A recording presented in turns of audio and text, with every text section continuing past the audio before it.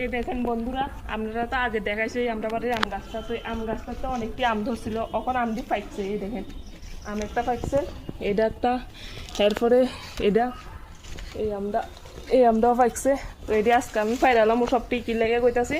আম দিয়ে আছে না গাছের ভিতরে থাকলে নষ্ট হয়ে যায়, গাছের ভিতরে থাকলে। তো এই দেখেন আমি এত বড় বালতিটা লইছি আমটি ফাড়ানোর লাগে।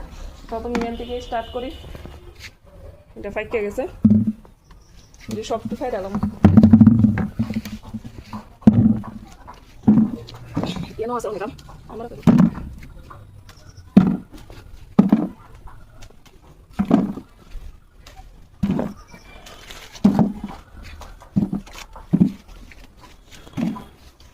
এটি আছে না ঘরের ভিতরে রাখলে কয়েকদিনের ভিতরে ফাইকা যাইব, মানে বেশি দিন লাগে না ফাঁকতে, যেহেতু বাতি হয়ে গেছে। তো আপনারাও কার কার লাগবো আয়া করেন 2-3 দিনের ভিতরে, আপনারাও দুমু আইলে।